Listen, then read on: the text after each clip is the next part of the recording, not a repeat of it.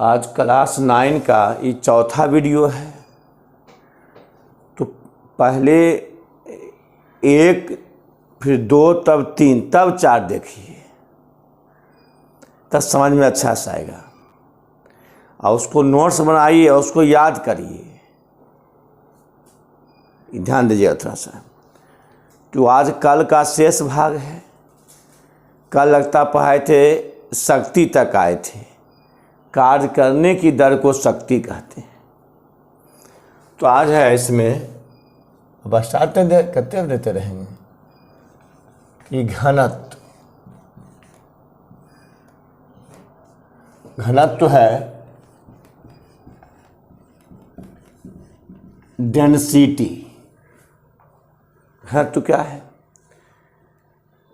तो एकांक आयतन में यानी इकाई का नीचे रहेगा आयतन, इकाई आयतन में, एकांक आयतन में।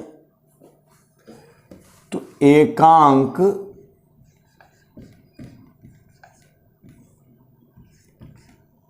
आयतन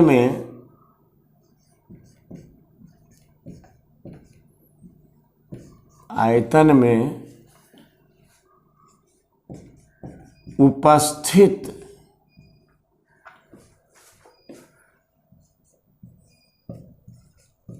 पदार्थ के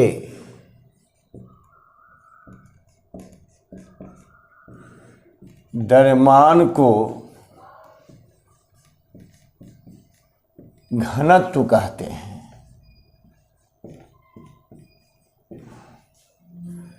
इसे D द्वारा डेंसिटी द्वारा सूचित किया जाता है।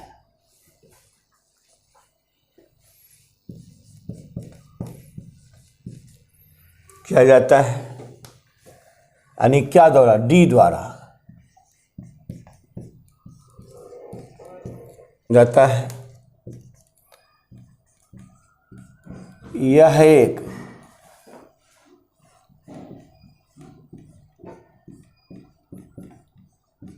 अदिश राशि है। क्या है? अदिश राशि है। तो घनत्व बराबर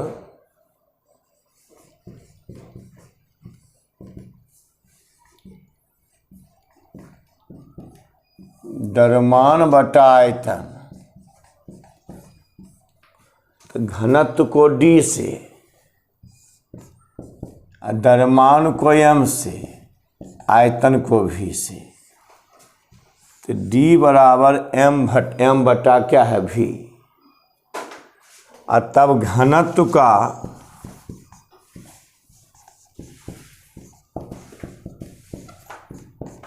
SI मात्रक। तो द्रव्यमान का, यहाँ देखिए द्रव्यमान है मास, तो द्रव्यमान का किलोग्राम kg, आयतन का घन मीटर, तो kg प्रति घन मीटर बटा हमने प्रति, यानी कह सकते हैं कि किलोग्राम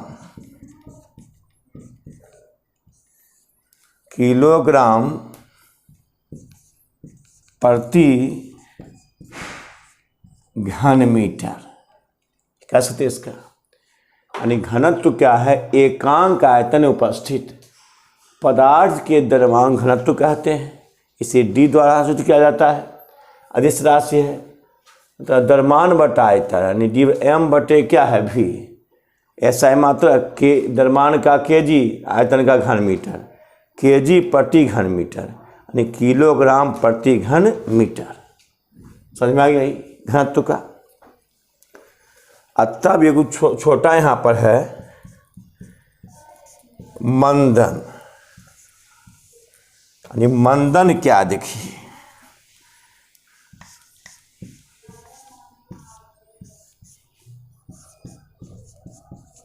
डेसिलरेशन।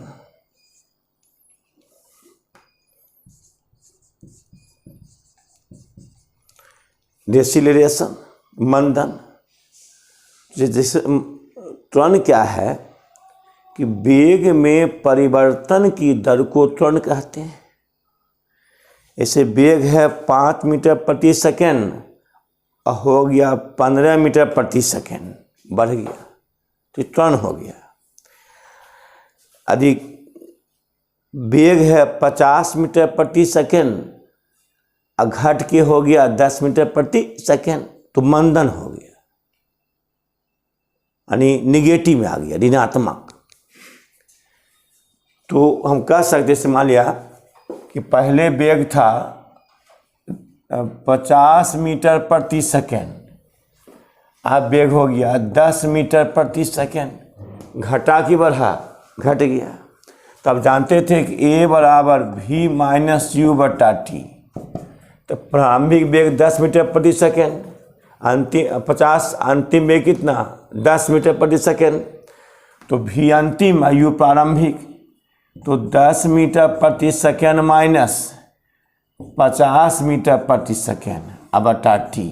देखिए तो आ जाएगा माइनस में, आ जाएगा माइनस 40 मीटर प्रति सेकेंड। यानी ऋणात्मक त्वरण को क्या कहते हैं, मंदन कहते हैं, निगेटिव।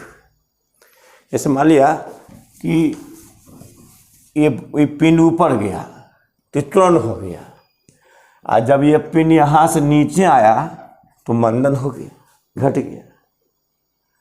तो कह सकते हैं ऋणात्मक त्वरण को, लेसन पढ़ाएंगे, ऋणात्मक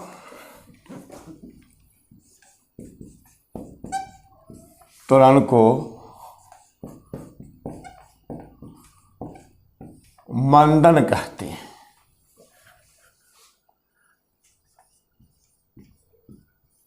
मंदन कहते हैं। किसका मात्रक होता है त्वरण वाला, तो मंदन का SI मात्रक जो त्वरण का होता है, तो मीटर प्रति सेकेंड स्क्वायर जो त्वरण हुआ वो। जैसे आपको बहस कर देते हैं थोड़ा सा कि यदि त्वरण आ जाए माइनस में, यहाँ बहस कर देते हैं या यहाँ बहस करते हैं थोड़ा सा कि यदि त्वरण बराबर माइनस 4 मीटर प्रति सेकेंड स्क्वायर,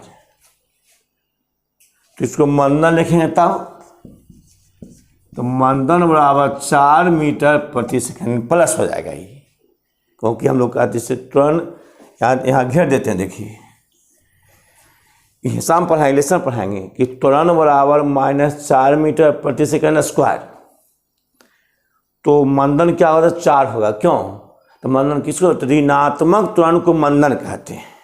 तो ऐसे मंदन लगाएंगे ऋणात्मक घट जाएगा तो 4 मीटर प्रति सेकेंड स्क्वायर हो जाएगा। तो ऋणात्मक त्वरण को मंदन कहते हैं। इसका SI मात्रा क्या, मीटर प्रति सेकेंड स्क्वायर, जो किसका होता है, त्वरण का होता है। अब आ जाइए इसको उतार लीजिएगा और तब आइए अभी हम मात्रक पढ़ रहे हैं। मात्रक जो मात्रक जो क्लास 10 में है उसको 9th में पढ़ना है। मंदन मात्रक 9th क्लास का है। देखिए कोणीय वेग क्या है, एंगुलर वेलोसिटी। यदि कोई वृत्त है तो एक वस्तु परिधि पर A से B आया, ये हो जाएगा रेखीय वेग। और जब वस्तु कोण पर घूमेगा तो कोणीय वेग हो जाएगा। यह रेखीय वेग क्या है, कोणीय वेग। तो देखिए, तो कोणीय वेग जो कोणीय विस्थापन होता है उसको थीटा से, और रेखीय विस्थापन को S यानी दूरी से कहा जाता है। तो जब कोई वस्तु कोण पर घूमेगा उसका नाम है कोणीय वेग। तो इकाई समय में किसी पिंड के द्वारा तय किया गया कोणिक माने कोण, तो कोणिक विस्थापन को कोणीय वेग कहते हैं। इकाई समय है, समय नीचे रहेगा, तो कोणीय वेग बराबर, अच्छा अब कोणीय वेग को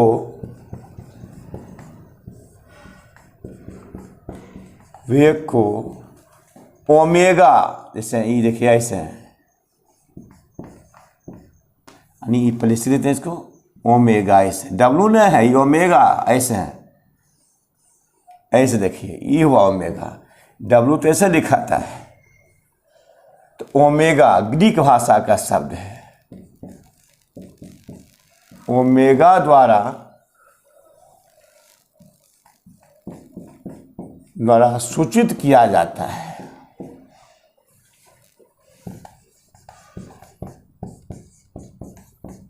जाता है और यह जहाँ वेग वेलोसिटी है तो यह सदिश राशि है, दिशा निश्चित है। तो कोणीय वेग बराबर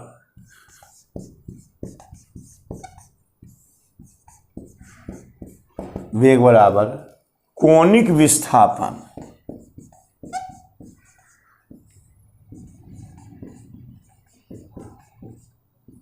कोणिक विस्थापन बटा समय। तो बोलिए, तो कोणीय वेग है तो इसका संकेत क्या, ओमेगा। अब सिद्ध करें यहाँ, तो कोणिक विस्थापन यहाँ क्या है, थीटा। देखिए थीटा ही कोण, और समय क्या है, टी। ये फार्मूला हो गया ही, ये थीटा बटा टी, थीटा कोणिक विस्थापन है। अच्छा, तो कोणीय वेग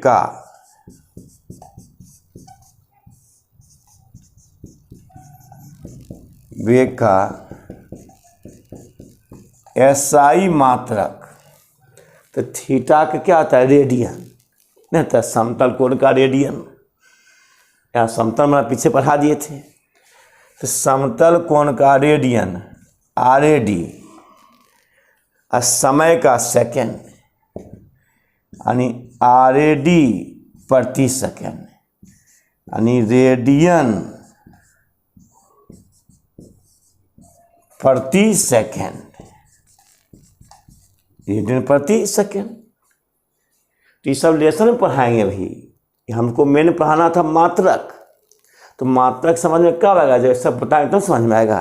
फिर पढ़ाएंगे लेसन में कि सिद्ध करें V बराबर ओमेगा R, यानी रेखीय वेग बराबर कोणीय वेग गुने त्रिज्या। तो वहाँ परिभाषा देंगे, फिर व्यंजक प्राप्त करेंगे, तभी तो सुलभे की पर चाहिए। इसको उतार लीजिए। अब है आपको, आ जाइए, अब आपको कुछ जो 10वां क्लास में भी दिया हुआ मात्रक भी नम्मा पढ़ाना है। मात्रक 9 में पढ़ना है, 10 में पढ़ना है, सभी पढ़ना है। तो आप 8वां में पढ़े होंगे विभव, अब 8वां में पढ़ेंगे विभव।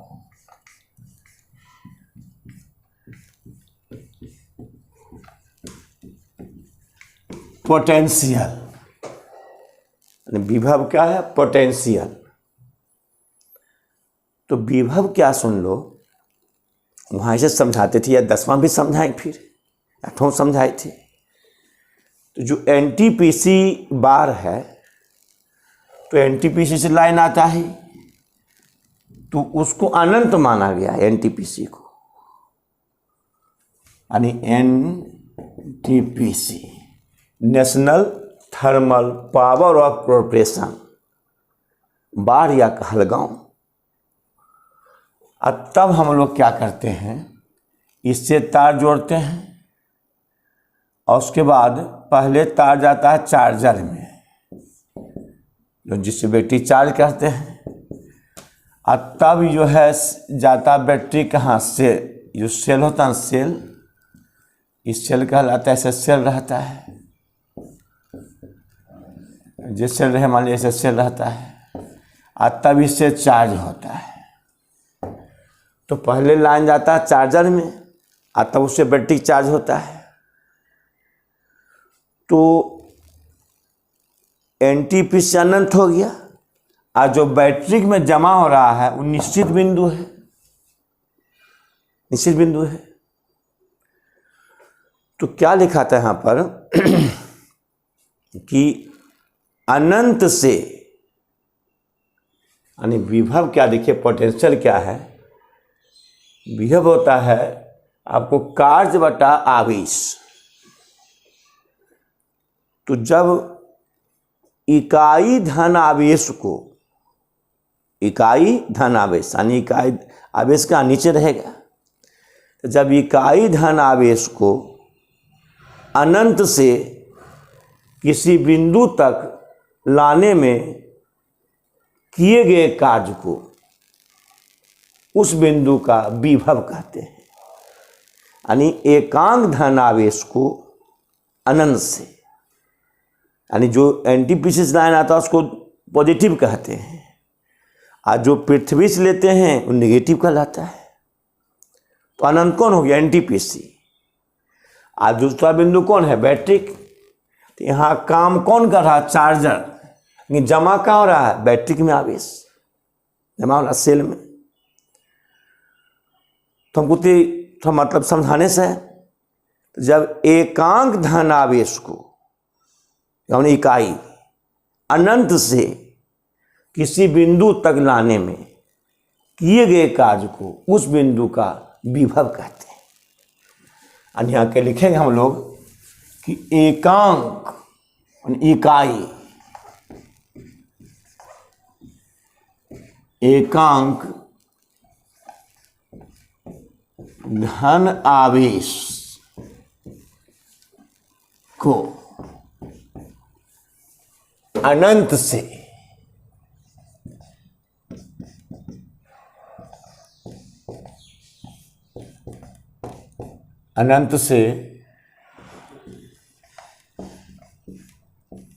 किसी बिंदु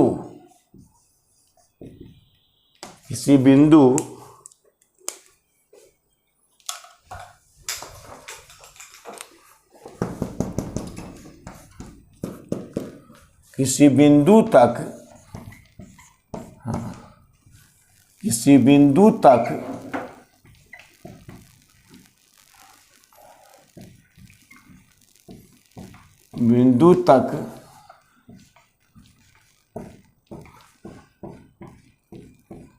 लाने में, किसी बिंदु तक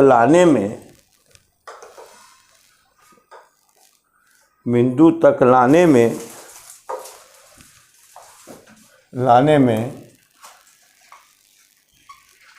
किए गए कार्य को, बिंदु तक लाने में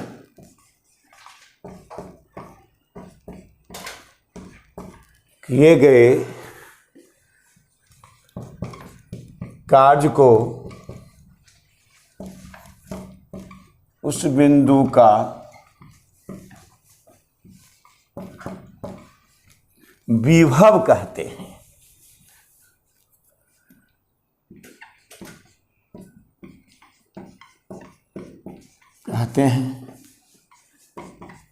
इसे भी द्वारा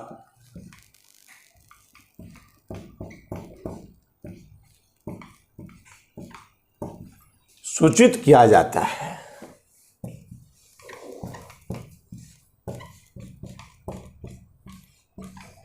इसे भी द्वारा क्या है, सूचित किया जाता है विभव को।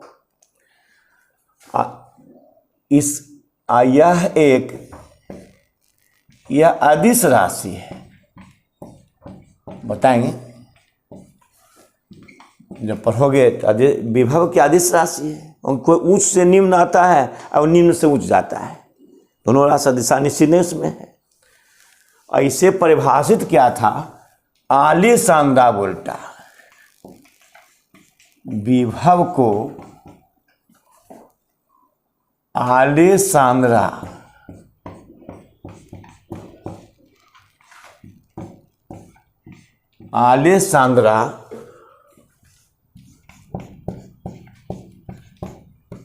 वोल्टा ने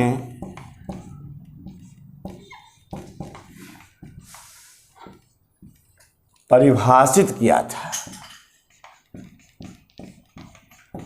हाँ, इटली का वैज्ञानिक आलेसांद्रा वोल्टा परिभाषित किया था।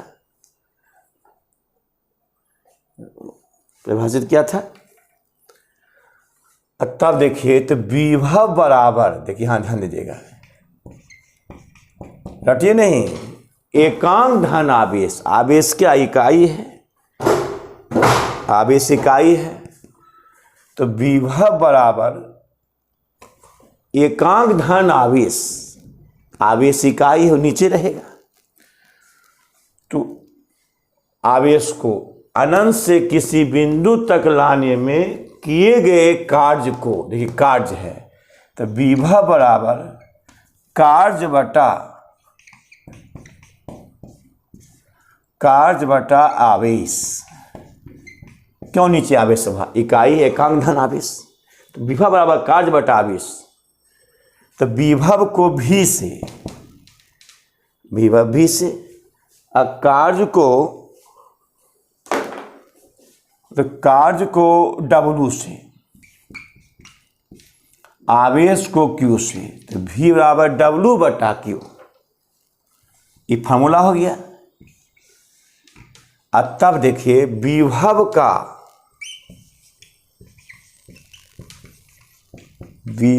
का SI मात्रक, तो कार्य का जूल, आवेश का कूलम,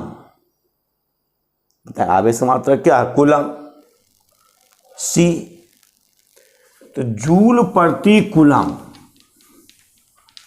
आवेश जो है इसका मात्रक क्या था, कूलम, तो इसका हो गया कि जूल प्रति से J प्रति C, यानी जूल प्रति कूलम, कूलम। देखिए अब विभव का नामधारी मात्रक, नाम पर जो खोज करते हैं वैज्ञानिक, विभव का नामधारी मात्रक कौन, वोल्ट, यानी आलेसांद्रा वोल्टा, नाम पर भी पड़ा, इसको छोटी भी कर दीजिए, विभव को अंतर पड़ जाएगा, तो छोटी भी कर दिए, ऐसा मात्रक क्या, V वोल्ट। तो बाद में न किनके नाम पर है, आलेसांद्रा वोल्टा नाम पर है, तो इसको भी कहे वोल्ट। तो आगे चल के SI मात्रक और नामधारी मात्रक समान हो गया, तो कह सकते हैं कि V बराबर J बटा C, यानी यह भी मात्रक है, यानी कह सकते हैं तो 1V बराबर 1J बटा C, 1 छिपा रहता है, ये फार्मूला हो गया। तो आपको खाली याद करना है कि विभव का SI मात्रक जूल प्रति कूलम या वोल्ट, दोनों कह सकते हैं, वोल्ट भी है और जूल प्रति कूलम है। ये सब आगे पढ़िए, 8वां में पढ़े होंगे या 10वां में पढ़िएगा, हमको इसी मतलब है। ऐसे रटते, अगर इसको नहीं आता, विभव का कार्य बटा आवेश, कार्य का मात्रक जूल, आवेश का कूलम, जूल प्रति कूलम, नहीं सिखाते रटते से, विभव का मात्रक जूल प्रति कूलम, जूल प्रति कूलम, ऐसे रटते, ऐसे समझ में आ गया, जूल प्रति कूलम। अब तब इसको उतार लीजिए, और तब आ जाइए विद्युत धारा, इलेक्ट्रिक करंट, विद्युत धारा यानी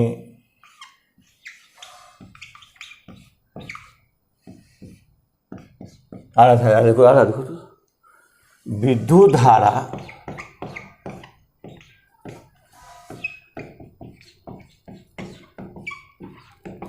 इलेक्ट्रिक करंट, इलेक्ट्रिक करंट विद्युत धारा, तो धारा क्या देखिए कि यानी कुछ चालक तार है, तो इकाई समय में किसी चालक तार में आवेशों के प्रवाह को विद्युत धारा कहते हैं। समझे, ऐसे कह सकते हैं कि इलेक्ट्रॉन के प्रवाह को आवेश कहते हैं और आवेशों के प्रवाह को विद्युत धारा कहते हैं। तो कह सकते हैं इकाई समय में, इकाई समय में किसी चालक तार में, तार जो देखते हैं तार, नहीं इसमें रहता है, उसमें जो तांबा तार रहता है, इकाई समय में किसी चालक तार में आवेशों के प्रवाह को, आवेशों के प्रवाह को विद्युत धारा कहते हैं, विद्युत धारा कहते हैं।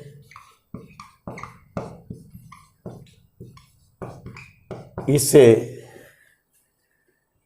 आई द्वारा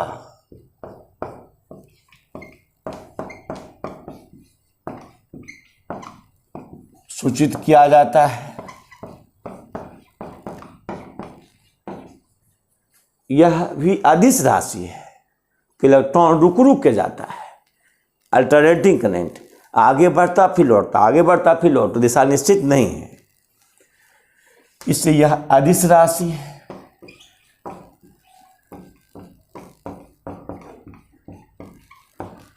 इसे जो परिभाषित किया था विद्युत धारा को आंद्रे मेरी एम्पेयर, जो एसआई में लिया गया सिस्टम में, आंद्रे मेरी एम्पेयर ने परिभाषित किया था।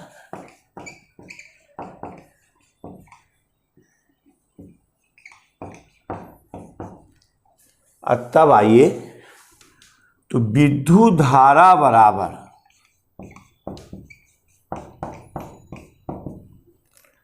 अब इकाई समय है, समय नीचे है, अब किसका प्रवाह है? आवेशों का प्रवाह है। तो आवेश बटे क्या है? समय। आवेश बटा समय, देखिए, क्योंकि इकाई समय, इकाई नीचे रहता है, आवेश का प्रवाह है, आवेश ऊपर है। तो विद्युत धारा को आई से, आवेश को यहाँ पर Q से, मात्रा ने सूचित किया जाता है, आवेश को Q से और समय को T से। I बराबर Q बटा T, Q बटा T। विद्युत धारा को I से, आवेश को Q से, समय को T से। अब देखिए, तो विद्युत धारा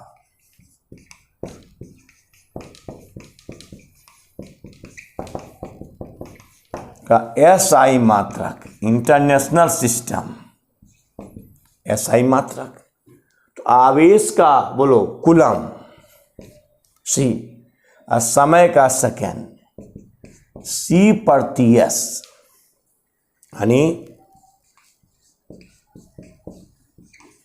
कूलम प्रति सेकेंड। आवेश का कूलम और समय का सेकेंड, सब व्युत्पन्न मात्रक कुल है। कूलम प्रति C प्रति S, कूलम प्रति सेकेंड। उसके बाद देखिए, और विद्युत धारा का नामधारी मात्रक,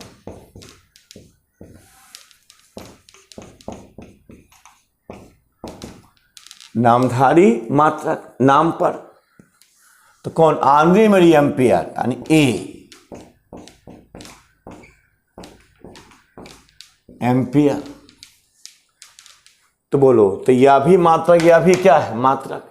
तो आपस में बराबर हो जाते, ए बराबर C बटा S, यानी 1 छिपा हुआ है, 1 कूलम बटे क्या है? S। ये भी कभी आवश्यकता पड़ेगा बाद में, तो आप खरी SI मात्रक कूलम प्रति सेकेंड या एम्पियर कह सकते हैं।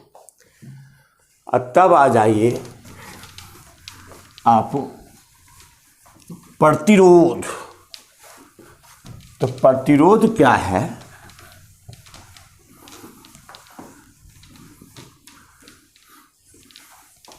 प्रतिरोध क्या समझिए, रेसिस्टेंस, प्रतिरोध।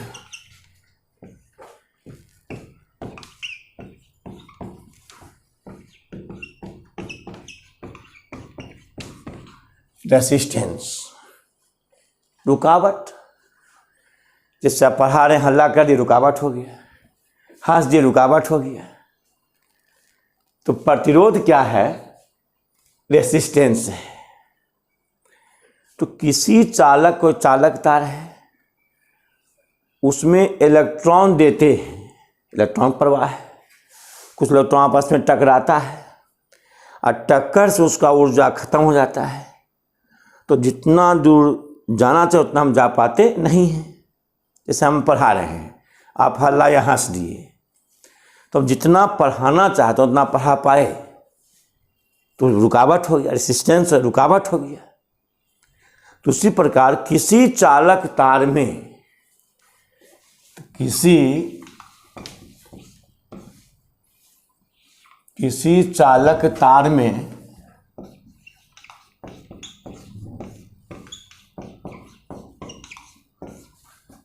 चालक तार में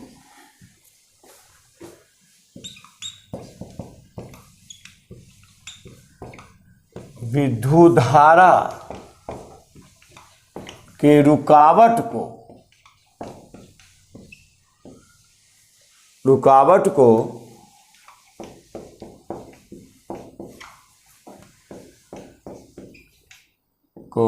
प्रतिरोध कहते हैं। अतः प्रतिरोध को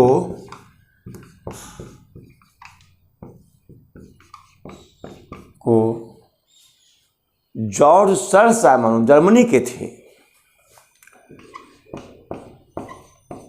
जॉर्ज सर साइमन ओम ने परिभाषित किया था। इसलिए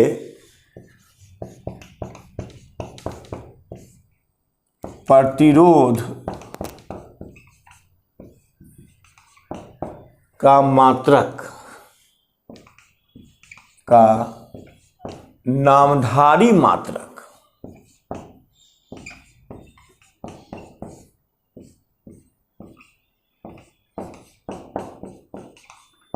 मात्रक या एसआई मात्रक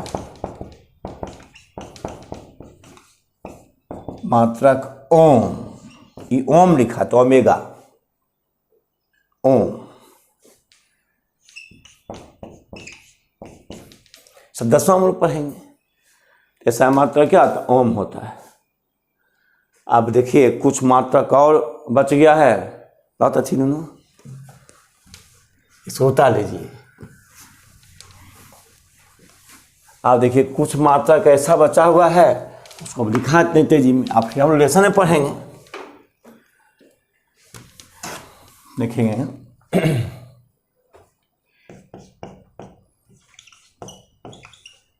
कुछ मात्रक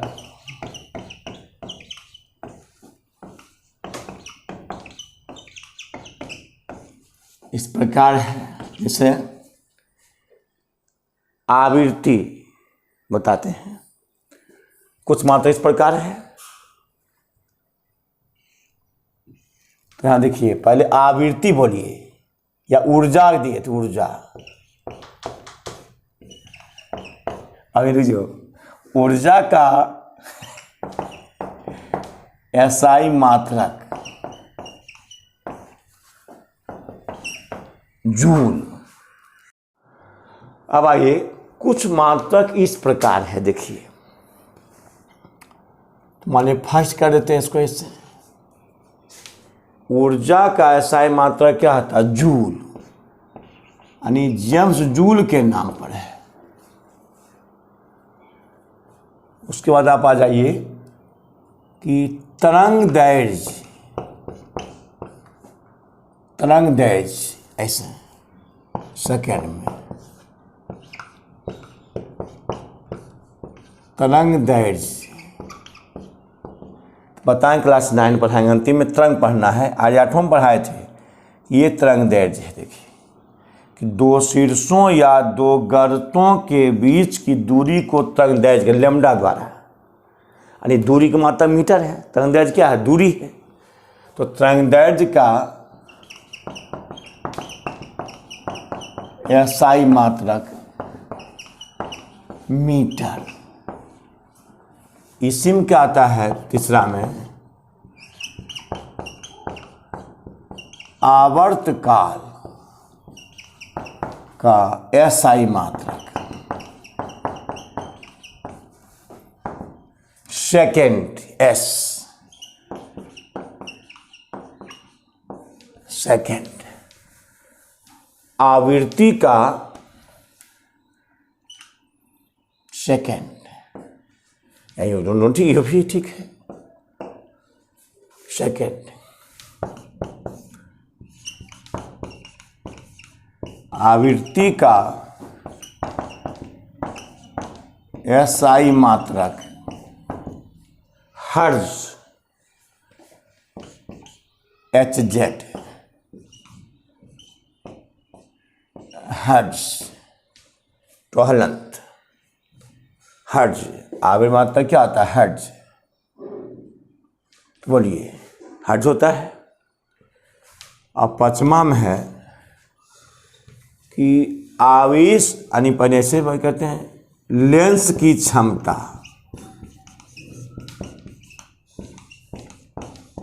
लेंस की क्षमता का SI मात्रक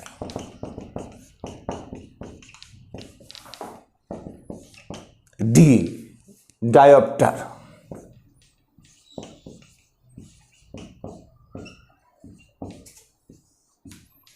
डायोप्टर है। और 6ठा में आ जाइए, आवेश का SI मात्रक C, यानी कूलाम। कूलम होता है, कूलम। 7वां में आ जाइए कि कूलम होता है। और ये बताएं तुमको 10वां में विशिष्ट प्रतिरोध,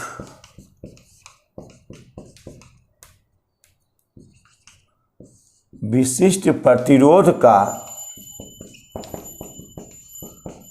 SI मात्रक ओम मीटर। ऐसा है,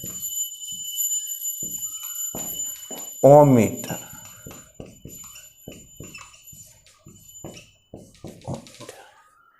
और तब फिर 10वें में पढ़ाएंगे विशिष्ट चालकता। अभी क्यों पढ़ाने के लिए? क्योंकि क्लास 9 में पढ़ना सब मात्रक। तो विशिष्ट चालकता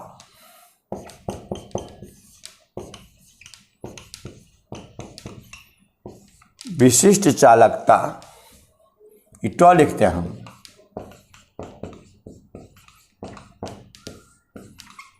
का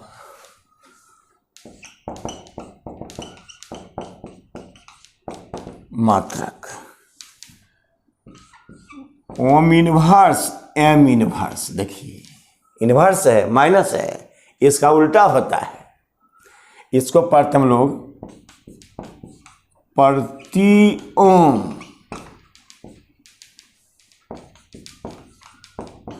प्रति मीटर, प्रति ओम प्रति मीटर। विशिष्ट लगता है ohm inverse m inverse, ohm inverse m inverse.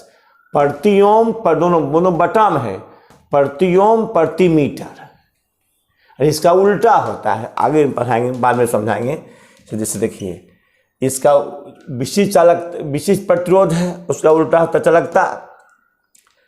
तो नीचे ओम मीटर आता है, तो यहाँ एक रहता है, तो प्लस तो माइनस भी माइनस। देखिए यहाँ 2 बार प्रति ओम प्रति मीटर, 2 बार यहाँ है।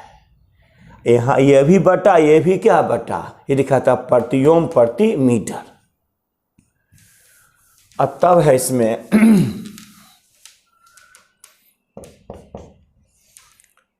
चुंबकीय फ्लक्स का एसआई मात्रक वेबर WV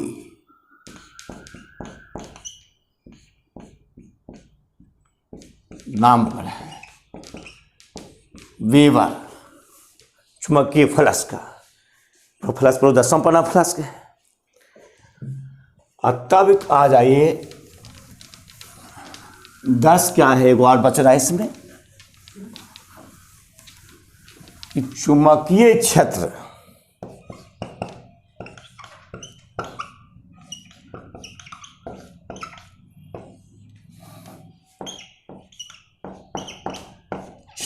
की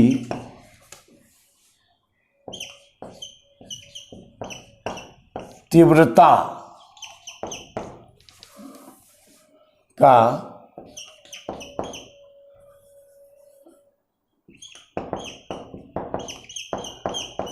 एसआई मात्रक।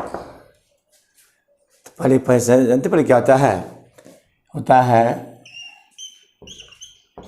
वेबर प्रति वर्ग मीटर।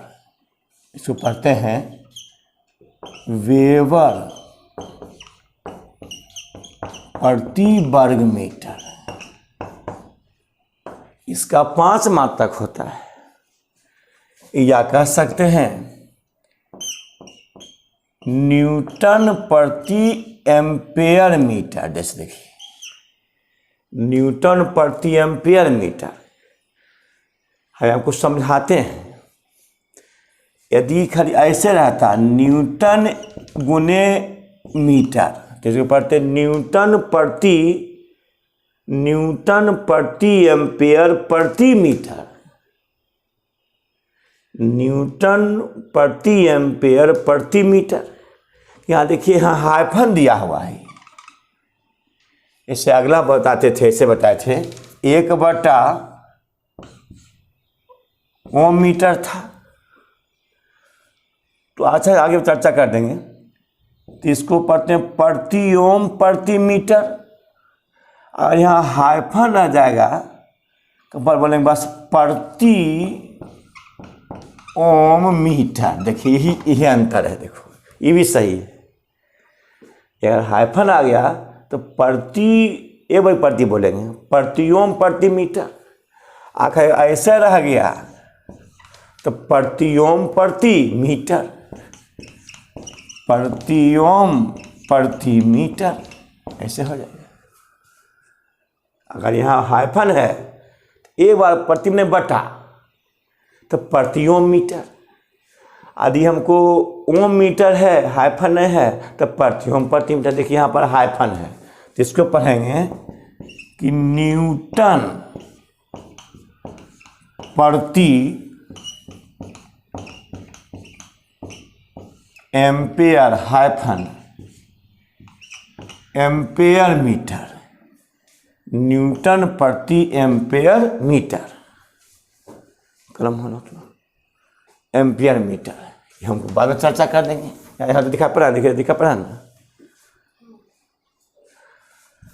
देखिए अब अगला मात्रक है, ये मात्रक हो गया, एक यह मात्रक हो गया। ये अगला मात्रक इसका है जी, यानी गॉस।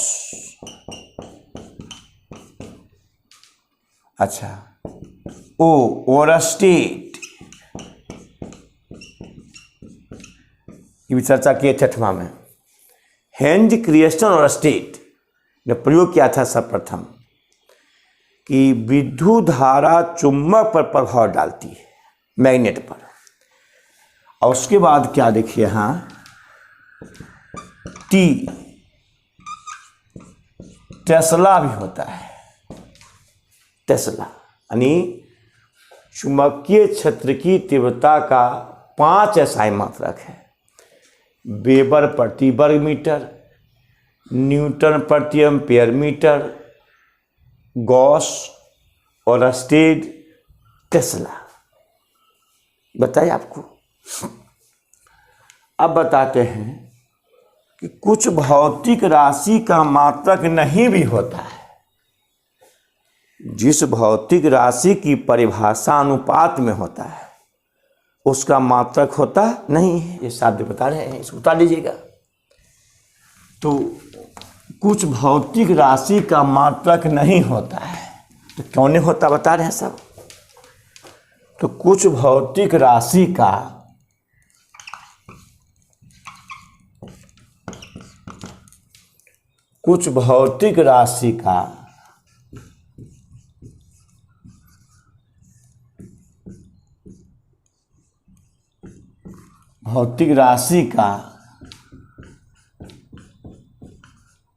मात्रक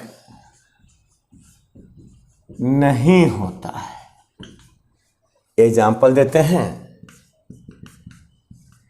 देखिए फर्स्ट में तो आप 8वां में पढ़े होंगे विशिष्ट घनत्व, यानी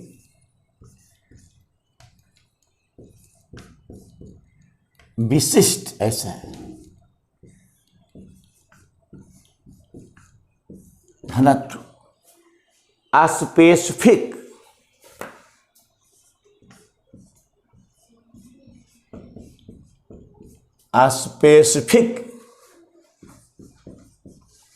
डेंसिटी, यानी विशिष्ट घनत्व, स्पेसिफिक डेंसिटी। ये क्या होता है तो आगे हम पढ़ाएंगे। ये तो परिचय है कि जल का जो महत्तम घनत्व होता है अधिकतम, वह 4 डिग्री सेंटीग्रेड ताप पर, कितना होता है 4 डिग्री सेंटीग्रेड ताप पर अधिकतम होता है, और उससे कम पर वो फैल जाता है।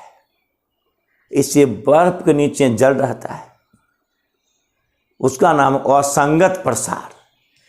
जल गर्म किया 50 डिग्री सेंटीग्रेड, जल गर्म किया 100 डिग्री सेंटीग्रेड पर, उससे उष्मा निकालोगे तो सिकुड़ेगा, 50 पर सिकुड़ेगा, 10 पर सिकुड़ेगा, अगर 4 पर भी सिकुड़ जाएगा उष्मा निकालने से, और जैसे 3 के बाद फैल जाएगा, 2 पर फैल जाएगा। इसका नाम असंगत प्रसार। लेसन पढ़ाएंगे। तो ये कोई पूछ दे कि जल का अधिकतम घनत्व कितना पर, तो जल का अधिकतम घनत्व कितना 4 डिग्री सेंटीग्रेड ताप पर। तो परिभाषा क्या है कि किसी पदार्थ का घनत्व और 4 डिग्री सेंटीग्रेड ताप पर, यानी सब कुछ अभी सीख जाओगे, अभी तो शुरू किए हैं। कम से कम चलता है 2 महीना चलता है फिजिक्स पूरे, तब ना खत्म होता है, तब ना सीखोगे। अभी तो शुरू किए हैं। तो घनत्व और 4 डिग्री सेंटीग्रेड ताप पर जल के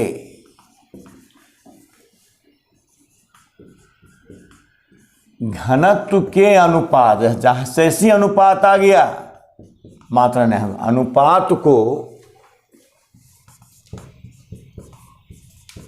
विशिष्ट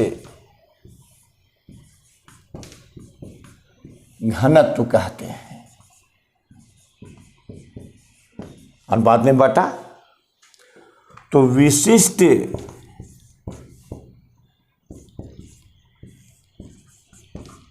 घनत्व बराबर, अब देखिए, तो किसी पदार्थ का घनत्व, यानी पदार्थ का घनत्व, अब बटे अनुपात में बटा, अब क्या डिग्री पर, तो 4 degree centigrade, 4 degree centigrade 4 degree centigrade ताप पर जल का घनत्व। अब देखिए, तो पदार्थ का घनत्व ये भी घनत्व है, आई बताए थे अनुपात में बटा, यानी पदार्थ का घनत्व बटे कितना 4 डिग्री सेंटीग्रेड ताप पर जल का घनत्व। ये भी घनत्व, ये भी क्या घनत्व, घनत्व का मात्रा बोलो, तो ये बताए थे केजी प्रति घन मीटर, आई भी घनत्व है, तो केजी प्रति घन मीटर, यही बताए थे केजी प्रति घन मीटर बताए थे कि देखिए ये भी डेंसिटी, यह भी घनत्व है। घनत्व आता है तो केजी प्रति घन मीटर, केजी प्रति घन मीटर। अब देखिए ये दोनों कट गया, ये तो क्या एक आया तो मात्रक बचा, इसलिए विशिष्ट घनत्व का मात्रक क्या है नहीं होता है, वो कट जाता है अनुपात में। तो विशिष्ट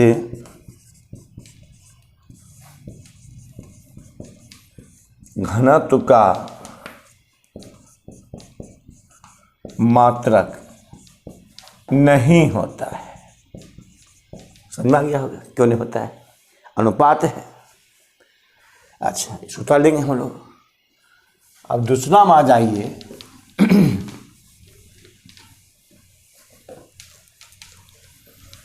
दूसरा में आ जाइए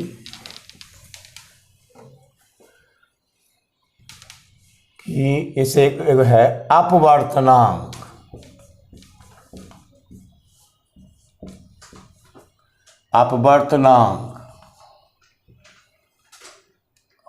अपवर्तनांक है, तो अपवर्तनांक क्या है, यह अपवर्तनांक इसका नाम है रिफ्रैक्टिव इंडेक्स।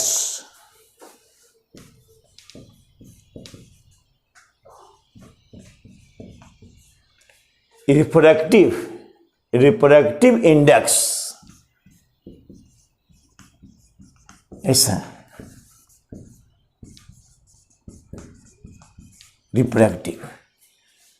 रिफ्रैक्टिव इंडेक्स 10वां पढ़ना इसको है।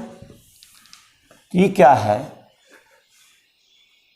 कि हवा में चाल बटे किसी माध्यम में चाल के अनुपात को हम लोग अपवर्तनांक कहते हैं। ऐसे वहाँ पूरा समझाएंगे अपवर्तनांक, निरपेक्ष, सापेक्ष, या निर्वात में किसी वस्तु, निर्वात में प्रकाश की चाल और किसी माध्यम में प्रकाश की चाल के अनुपात को अपवर्तनांक कहते हैं। दो प्रकार का, निरपेक्ष, सापेक्ष। निरपेक्ष हवा से और सापेक्ष माध्यम से, बहुत पढ़ना है। तो कह सकते हैं कि निर्वात बताए थे कि जहाँ पर धूल कण, गैसें, वायु इत्यादि होती नहीं है, निर्वात है। समताप मंडल, ओजोन मंडल के ऊपर है निर्वात। तो निर्वात में प्रकाश की चाल और किसी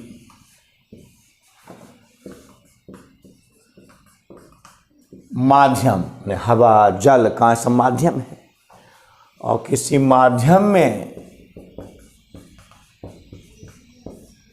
प्रकाश की चाल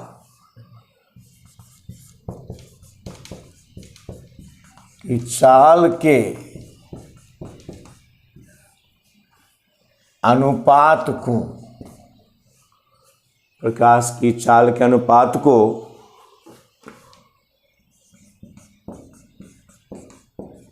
अपवर्तनांक कहते हैं।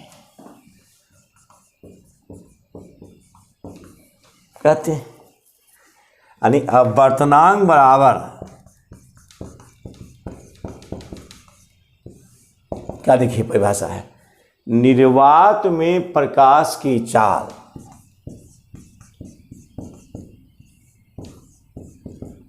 में प्रकाश की चाल बटे माध्यम में माध्यम में प्रकाश की चाल, प्रकाश की चाल। अब देखिए ये भी चाल, ये भी क्या है, चाल। अनुपात में बटा, निर्वात में प्रकाश की चाल और किसी माध्यम प्रकाश की चाल का अनुपात में बटा। तो चाल का मात्रा क्या आता है, मीटर प्रति सेकेंड। इसका मात्रा क्या, चाल, दोनों चाल है, मीटर प्रति सेकेंड। और इसको कट गया इतना एक, तो मात्रा बचा। तीसरी अपवर्तनांक का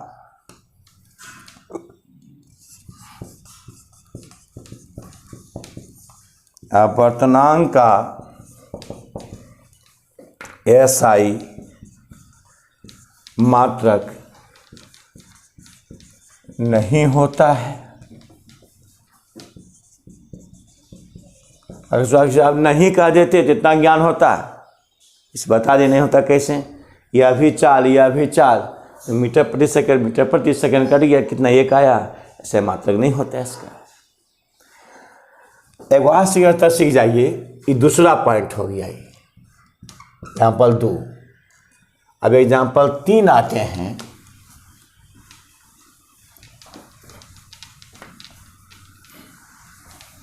एग्जाम्पल 3 आते हैं। तो 3 क्या है कि आवर्धन,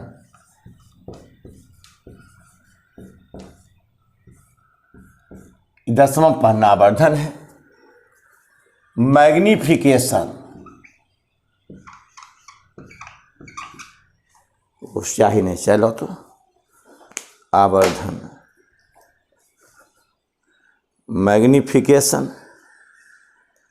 आवर्धन है क्या कि प्रतिबिंब की ऊंचाई, 10 से पढ़ोगे, प्रतिबिंब की ऊंचाई और किसी वस्तु की ऊंचाई के अनुपात को आवर्धन कहते हैं। प्रतिबिंब बनता है ना, तो मैग्निफिकेशन,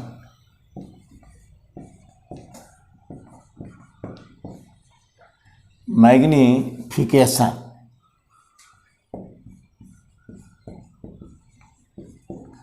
आवर्धन। तो आवर्धन क्या है कि प्रतिबिंब माने फिगर, छाया, प्रतिबिंब की ऊंचाई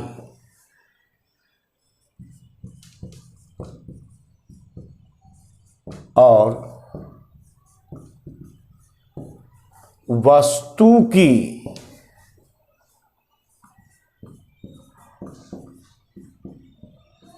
ऊंचाई के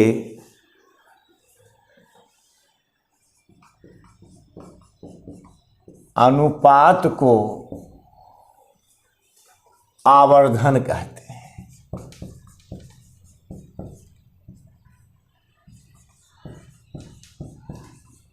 आवर्धन कहते हैं। तो आवर्धन क्या हो गया,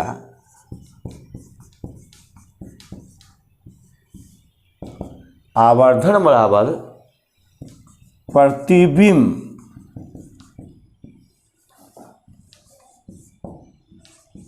की ऊंचाई, प्रतिबिंब की ऊंचाई बटे वस्तु की ऊंचाई,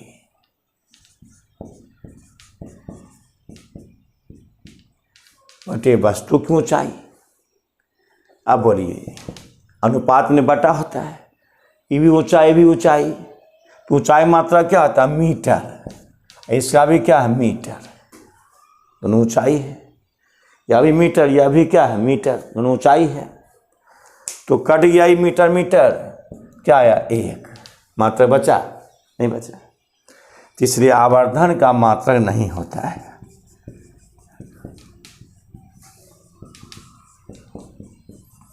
मात्रक नहीं होता है। अच्छा, अब बचे इसमें 1-2 पॉइंट कि कुछ नियतांक का मात्रक कैसे निकलता है। नियतांक क्वेश्चन पढ़ाएंगे। क्वेश्चन ऐसे देता है, क्वेश्चन कि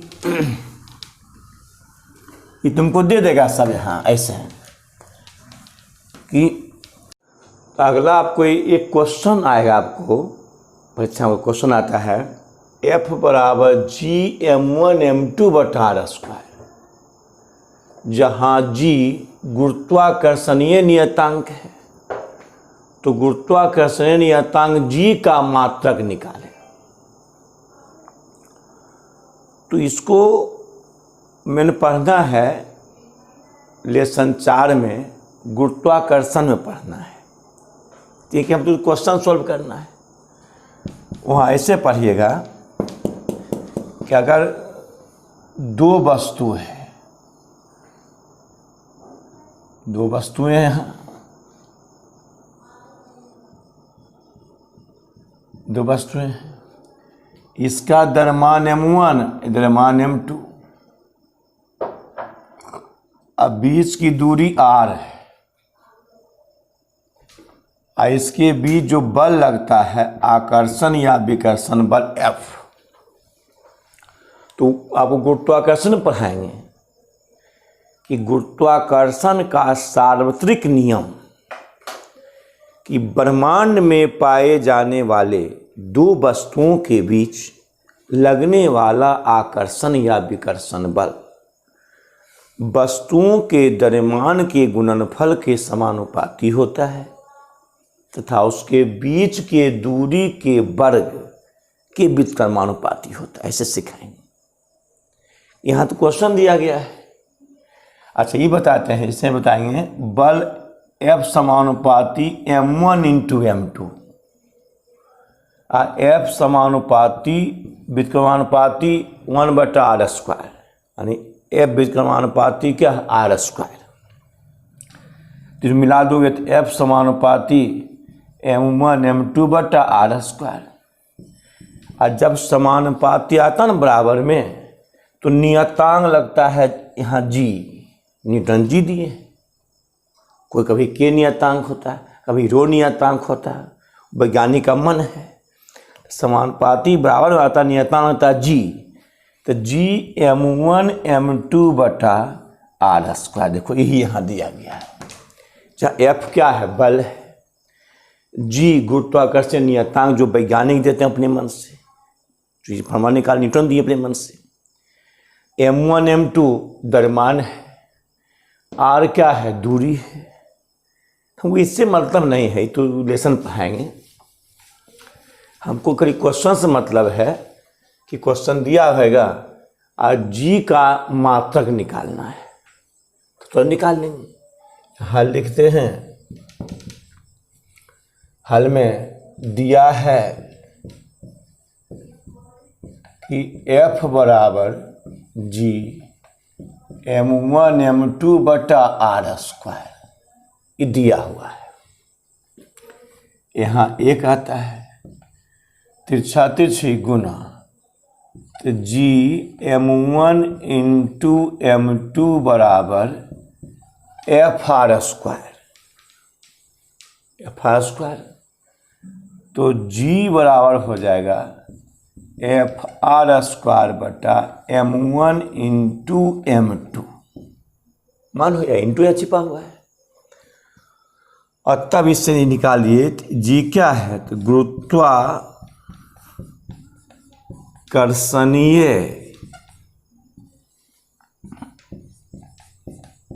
नियतांक G का SI मात्रक। कितना आसान।